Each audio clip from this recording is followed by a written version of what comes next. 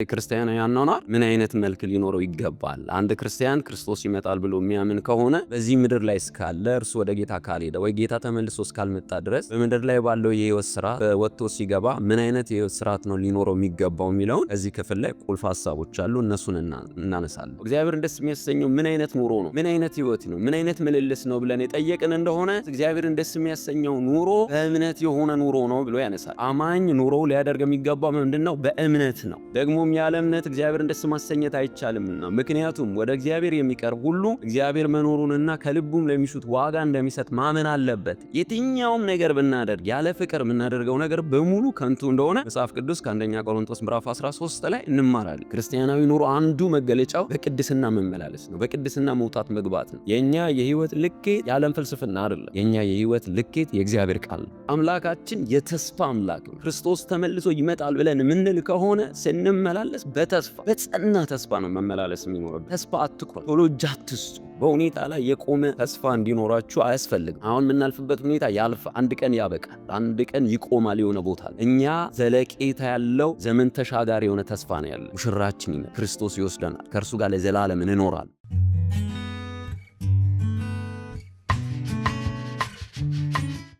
ሰላም ተወዳጆች፣ በጌታችን በኢየሱስ ክርስቶስ ስም ባላችሁበት ሁሉ ሰላም፣ ጸጋ፣ ምሕረትና ርኅራኄ ከእናንተ ጋር ይሁን። እኔ ወንድማችሁ ድጋፌ ነኝ። ዛሬ በሚኖረን ደቂቃ ጥቂት የእግዚአብሔር ቃል እንከፋፈላለን። አንደኛ ተሰሎንቄ ምዕራፍ 4 ከ1 እስከ 8 ያለው ክፍል ላይ አብረን እናነባለን። በጌታ በኢየሱስ ስም እንዲህ ይላል።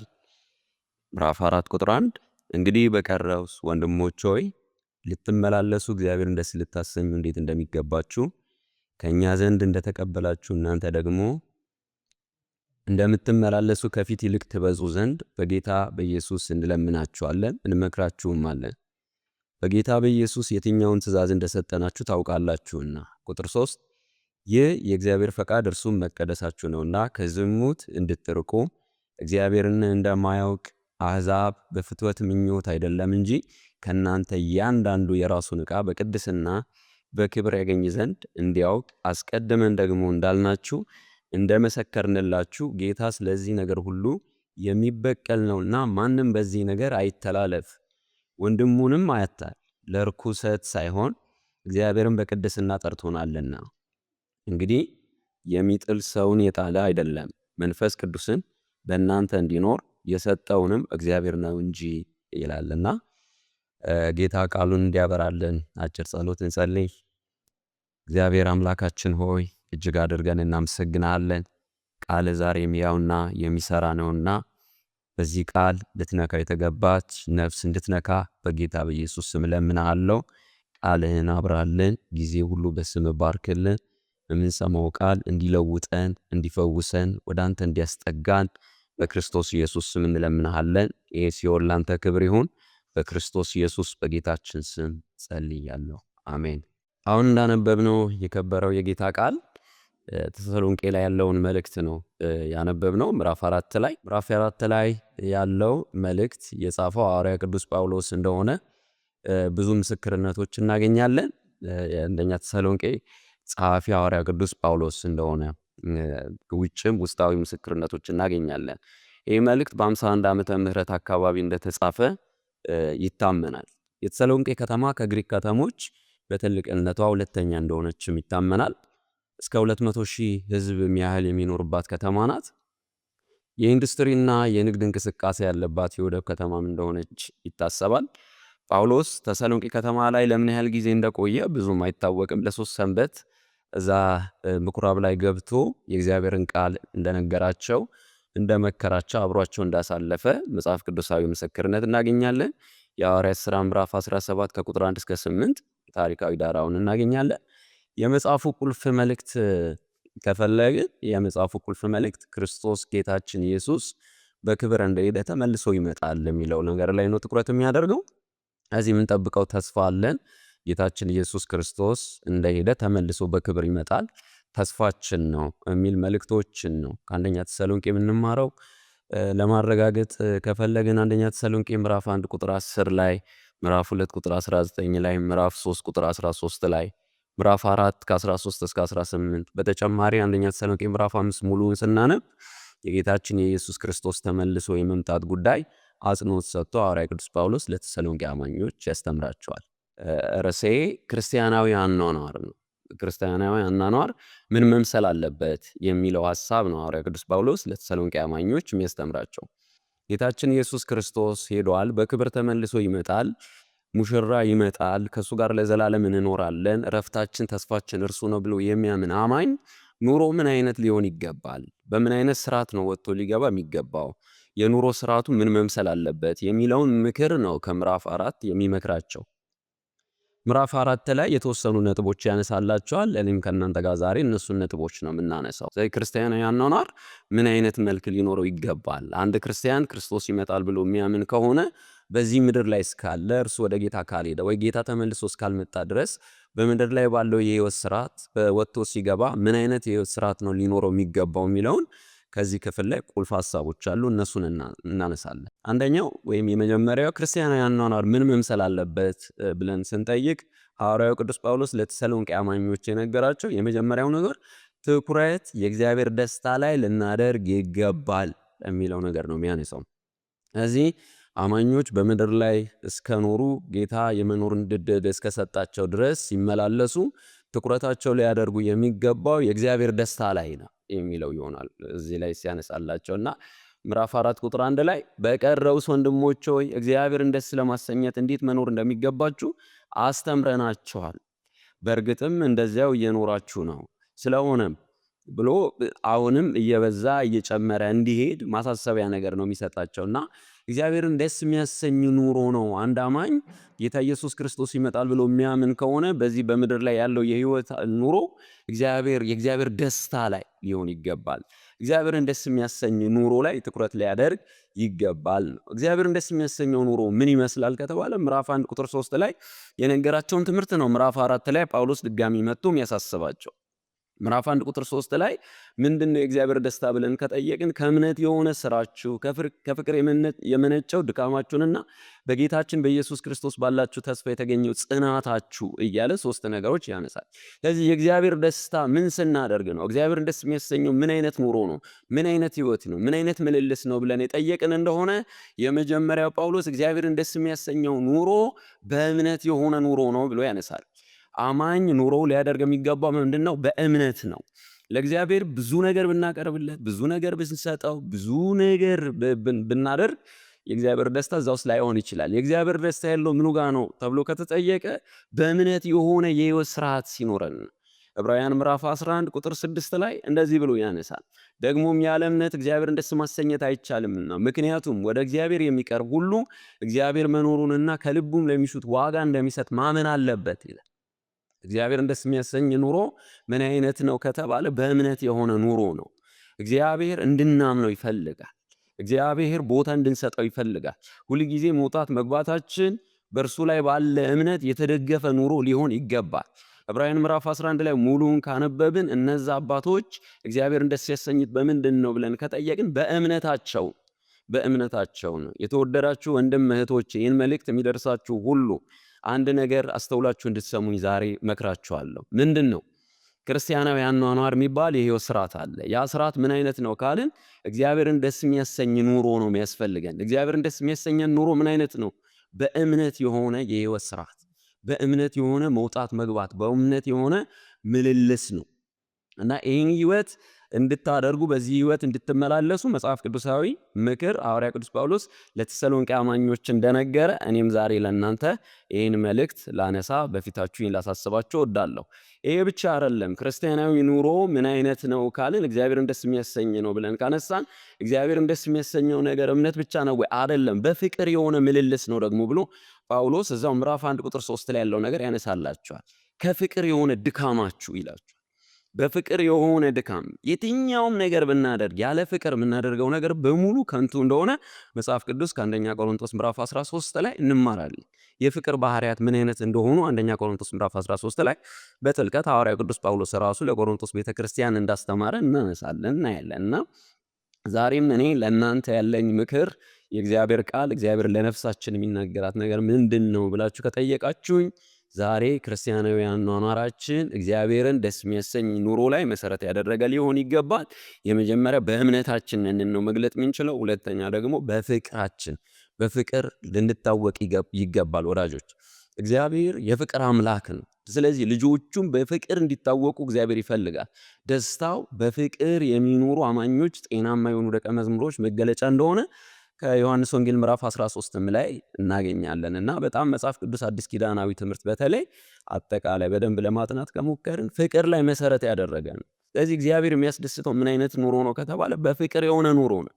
በፍቅር የሆነ ጥላቻ፣ መገፋፋት፣ መጠላላት በጣም ማስወገድ ያስፈልጋል። በተለይ በላቂ ዘመን በዘመን እንጥፍጣፊ ሙሽራዬ ክርስቶስ ይመጣል ብሎ ከሚያምን አማን አንዱ የሚጠበቀው ነገር ለእግዚአብሔር ደስታ መኖር ነው። እግዚአብሔር ደስ የሚያሰኘው ምንድነው ካልን በፍቅር የሆነ ኑሯችን፣ በፍቅር የሆነ ምልልሳችን ነው። በፍቅር የሆነ መውጣት መግባታችን ነው። ፍቅር ተግባር አለው፣ ንግግር ብቻ አይደለም።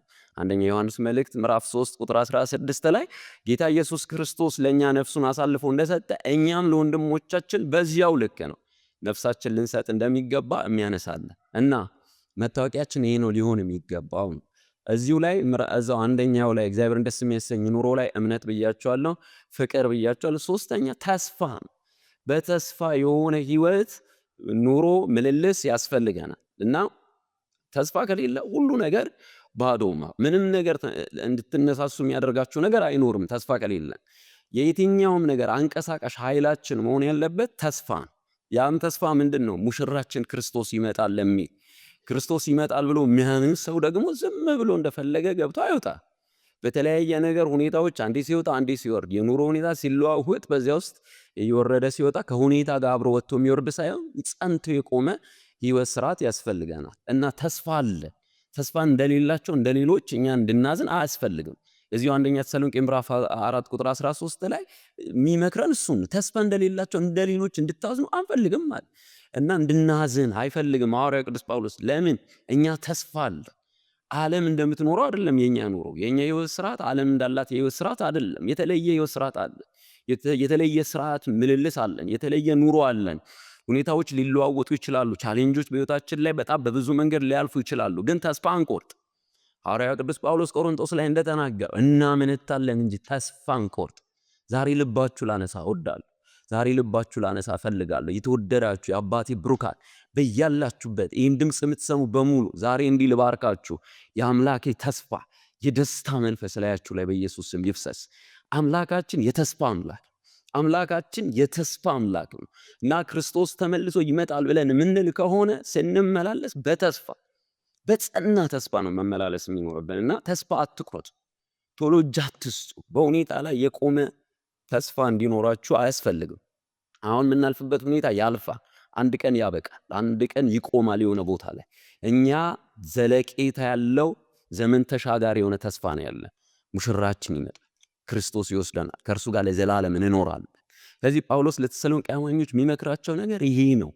ክርስቲያናዊ ኑሮ የሚባል ነገር አለ ብሎ ይመክራቸዋል። የመጀመሪያው ምንድን ነው? ለእግዚአብሔር ደስታ መኖር። የእግዚአብሔር ደስታ ምንድን ነው ካልን በእምነት የሆነ ኑሮ፣ በፍቅር የሆነ ምልልስ፣ በተስፋ የጸና የህይወት ስርዓት ያስፈልገናል ነው። አንደኛው እሱ ነው።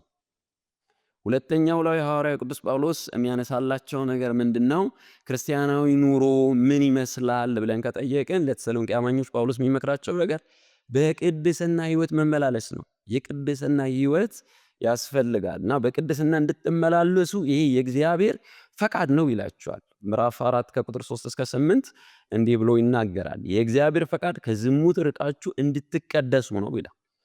መቼም ታውቃላችሁ የግሪክ ከተሞች ለዝሙት የሚሰጡት ቦታ በጣም አቅልለው ነው እና ግሪክ አካባቢ ላይ ያሉ ከተሞች አብዛኞቹ በዚህ የተጠቁ ናቸው። የቆሮንቶስን ቤተክርስቲያን አይታችሁ ከሆነ በጣም ካጠቋቸው ኃጢአቶች አንዱ ዝሙት ነው እና የተሰሎንቄ አማኞችም ጋር ነገሮችን አቅልሎ የማየት ዝሙትን ወደ መለማመድ ወደ ቤተክርስቲያን የማስገባት አሽልኮ ያንን ነገር የማድረግ ነገር ዝንባሌ ይታይባቸው ነበር እና ሐዋርያው ቅዱስ ጳውሎስ መጥቶ የሚመክራቸው ነገር ምንድን ነው? ከዝሙት እንድትርቁ የእግዚአብሔር ፈቃድ ነው ይላቸው። ክርስቲያናዊ ኑሮ አንዱ መገለጫው በቅድስና መመላለስ ነው። በቅድስና መውጣት መግባት ነው። በቅድስና መኖር ነው። ያስተሳሰብ ቅድስና፣ የኑሮ ቅድስና፣ የንግግር ቅድስና፣ የአገልግሎት ቅድስና ያስፈልገናል። በሁሉ አቅጣጫ የተቀደሰ የህይወት ስርዓት በጣም ያስፈልጋልና ጳውሎስ የሚመክራችሁ እሱ ነው። ከዝሙት እንድትርቁ እንድትቀደሱ ነው። ሰዎች ኑሯችሁ ሲያዩ በቅድስና ሕይወት እንዲያውቋችሁ ነው ይላችኋልና እግዚአብሔር እንደማያውቁ እንደ አሕዛብ እንዳትሆኑ ይላችሁ። አኗኗራችሁ እግዚአብሔር እንደማያውቁ እንደ አሕዛብ አይደለም። በክርስቲያንና በማያምኑ ሰዎች መካከል ወዳጆች ድንበር አለ፣ መስመር አለ። ክርስትና ልኬት አለ እና ቱንቢ አለ። ይህ ነው ተብሎ የተሰመረለት ልክ አለውና ክርስትና ያንን ስናደርግ ነው እግዚአብሔር የስ የሚለው ትክክል የሚለው። ከዛ ውጭ የሆነ ስርዓት በእግዚአብሔር ዘንድ ተቀባይነት የለውም እና እግዚአብሔር ክርስቲያኖች ብሎ በልጁ ደም ዋጅቶ ሲጠራን በመንፈስ ሲያትመን እንድንኖር የፈለገው የህይወት ስርዓት አለ። ከጨለማ ወደሚደነቅ ብርሃን ሲጠራን ዓላማ አለው። ዓላማው ምንድን ነው? በቅድስና እንድንኖር የተቀደሰ ህይወት ስርዓት እንዲኖረን እግዚአብሔር ይፈልጋል። ምዕራፍ 4 ቁጥር 5 ላይ ይህም እግዚአብሔር እንደማያውቁ አሕዛብ በፍትወተ ሥጋ ምኞት አይሁን ይላል። ምዕራፍ 4 ቁጥር 7 ላይ እግዚአብሔር በቅድስና እንድንመላለስ እንጂ ለርኩሰት አልጠራንምና ብሎ ሐዋርያው ቅዱስ ጳውሎስ ያነሳል። እና ወዳጆች በቅድስና እንድንመላለስ የእግዚአብሔር ፈቃድ ነው። የእግዚአብሔር ፈቃድ ነው። አንደኛ ተሰሎንቄ ምዕራፍ 5 ቁጥር 23 ላይ የሰላም አምላክ ራሱ ሁለንተናችሁን ይቀድስ፣ መንፈሳችሁ፣ ነፍሳችሁ፣ ስጋችሁ ጌታችን ኢየሱስ ክርስቶስ በሚመጣበት ጊዜ ያለ ነቀፋ ይጠበቁ ይላል። ይጠበቁ ብሎ ይመክራችኋል። ሁለንተናችሁ ይቀደስ ብሎ ይመክራችኋል። እና ሁለንተናችን ለእግዚአብሔር ክብር መዋል አለበት። ያ ደግሞ ለእግዚአብሔር ክብር የሚያመጣው ምን አይነት ኑሮ ነው ከተባለ የቅድስና ኑሮ ነው። ኤፌሶን ምዕራፍ 4 ቁጥር 17 ላይ ስለዚህ ይህንን እነግራችኋለን በጌታ ማደራ ላለው በአስተሳሰባችሁ ከንቱነት እንደሚኖሩ እንደ አሕዛብ ልትመላለሱ አይገባም ይላችኋልና የተጠራ ነው። ለምንድን ነው ከተባለ ቅዱስ አምላክ በቅድስና እርሱን መስለን እንድንኖር ነው የጠራን። የቅድስና ኑሮ፣ የቅድስና ምልልስ፣ የቅድስና አስተሳሰብ ያስፈልገናልና አምላካችን ቅዱስ ነው። ዘጸአት 28:35 ላይ የጠራን ቅዱስ እንደሆነ ቅድስና ለእግዚአብሔር ተብሎ እንደተጻፈ ዛሬም እኛ በቅድስና ሕይወት ወጥተን ልንገባ ልንመላለስ ይገባናል። ተወዳጆች ለተሰሎንቄ አማኞች ብቻ ሳይሆን ለእኛም የእግዚአብሔር ቃል መልእክቱ ዛሬ ይህን በቅድስና እንድንወጣ፣ በቅድስና እንድንገባ፣ በቅድስና እንድናገለግል፣ በቅድስና ትዳራችን እንድንመራ ወጣቶች፣ ታዳጊዎች፣ ባለ ትዳሮች፣ አገልጋዮች ሁላችንም እግዚአብሔር በቅድስና ወጥተን እንድንገባ፣ በቅድስና እንድንኖር ፈቃዱ ነው። ፈቃዱ። ስለዚህ ከአሕዛብ ከጨለማ ከድቅድቁ ጨለማ ወደሚደነቅ ብርሃኑ እኛ የተጠራንበት ዋነኛ ምክንያቱ በቅድስና እንድንኖር፣ እግዚአብሔርን የሚያከብር ኑሮ፣ እግዚአብሔርን የሚያስደስት ኑሮ፣ እግዚአብሔርን የሚያልቅ ኑሮ የቅድስና ኑሮ ነው እና የሰማዩ አባታችሁ ፍጹም እንደሆነ ፍጹማን ሁኑ ተብሎ ተጽፏል ማቴዎስ 5:48 ላይ። እና ዛሬ ለእናንተ ያለኝ ምክር ምንድን ነው ካላችሁ ለእኔም ለእናንተም በዚህ ላቂ ዘመን የሚያስፈልገን ምንድን ነው ከተባለ በቅድስና መመላለስ ነው። የእኛ የህይወት ልኬት የዓለም ፍልስፍና አይደለም። የእኛ የህይወት ስራ ቱንቢ ዓለም የምትሰጠን የዘመኑ አለመቻል፣ ወጣቱ ራሱ መግዛት ያልቻለበት ፍልስፍና እያነሳች መርከስን የምታወራበት ልኬት አይደለም። የእኛ የህይወት ልኬት የእግዚአብሔር ቃል ነው። የእግዚአብሔር ቃል ደግሞ በቅድስና እንድንመላለስ ነው። ስለ ሐዋርያው ቅዱስ ጳውሎስ 1-4 ነገር ስለ ቅድስና ያነሳላቸዋል። እዚህ ላይ ሲያነሳ አንደኛው እንድንቀደስ ሲያወራ ትእዛዝ ነው ብሎ ያነሳል። ትእዛዝ ነው እንድንቀደስ የእግዚአብሔር ትእዛዝ ነው። ምዕራፍ 4 ቁጥር 2 ላይ ያነሳልናል። ሁለተኛ የእግዚአብሔር ፈቃድ ነው እንድንቀደስ ብሎ ያነሳል ምዕራፍ 4 ቁጥር 3 ላይ። ሶስተኛው እግዚአብሔርን መናቅ ነው አለመቀደስ ብሎ ምዕራፍ 4 ቁጥር 8 ላይ ያነሳል። አራተኛው ከእግዚአብሔር ዘንድ ቅጣት አለው ይላል አለመቀደስ ምዕራፍ 4 ቁጥር 6 ላይ። እነዚህን አስበን እኛ ዛሬ ራሳችንን በቅድስና ልንጠብቅ፣ በቅድስና ልንወጣ፣ በቅድስና ልንመላለስ ይገባል። መልእክቴ አንድ ነው። በላቂ ዘመን ጌታ ኢየሱስ ክርስቶስ በክብር ይመጣል። ተስፋ አለኝ። ከእርሱ ጋር ለዘላለም እንኖራለሁ፣ የእግዚአብሔር መንግስት ወራሽ ነኝ ብለን የምናምን ከሆነ ክርስቲያናዊ አኗኗር የራሱ የሆነ የህይወት መርህ አለው። ያ መርህ ምንድን ነው? የመጀመሪያው ካነሳን ለእግዚአብሔር ደስታ መኖር ነው። የእግዚአብሔር ደስታ ምን ላይ ነው ያለው? በእምነት የሆነ ኑሮ፣ በፍቅር የሆነ ምልልስ፣ ተስፋ ላይ የጸና እምነት ያስፈልገናል። ሁለተኛ በቅድስና ራሳችንን መጠበቅ ያስፈልገናል። እነዚህ ነገሮች ብናደርግ እግዚአብሔር በእኛ ይደሰታል፣ ለእርሱም ክብር መሆን እንችላለን። የሚጠብቀን ታላቅ ተስፋ ሙሽራችን ኢየሱስ ክርስቶስ በክብር ይመጣል። አሜን። ማራናታ። ተባረኩ። ዘመናችሁ ይለምልም። አሜን። በኢየሱስ እንጸልይ። አጭር ጸሎት። ቅዱስና ተፈርተ ያለህ አምላካችን ሆይ መናገር የማይደክም መናገር የማይሰለች የተባረክ አምላክ ነህ። ዛሬን መልእክት የሰሙት ወንድሞቼ፣ እናት አባቶቼ ባሉበት ቦታ ሁሉ ይህን ድምፅ ከሰሙበት ሰዓት ጀምሮ አቤቱ እግዚአብሔር የዘላለም አምላክ ለካ ክርስትና መርህ አለው፣ ያኗኗር ዘዬ አለው። እኔ ለካ እንደሌላ አይደለሁም። ከጨለማ ወደሚደነቅ እግዚአብሔር ብርሃን የተጠራሁት ለዚህ ነው ብለው የሚያስቡበት የእምነት መንፈስ ቃልህ እግዚአብሔር መንፈስ ሆኖ ልባቸውን እንዲነካ እምነት እንድትፈጥርላቸው በጌታ በኢየሱስ ስም ለምንሃለሁ። ይህ ቃል ብዙ ፍሬ እንዲያፈራ በኢየሱስ ስም ለምንሃለሁ። ደግሞ ታደርገዋለህ። ለስም ክብር ይሁን። ክርስቲያናዊ አኗኗር በመኖር ለአንተ ክብር መሆን የምንችልበት ጸጋ እንድትሰጠን በጌታ በኢየሱስ ስም ለምንሃለሁ። ደግሞ ታደርገዋለህ። ለስም ክብር ይሁን። አሜን። ሙሽራችን ኢየሱስ በክብር ትመጣለህ። ሃሌሉያ። ተባረኩ። አሜን።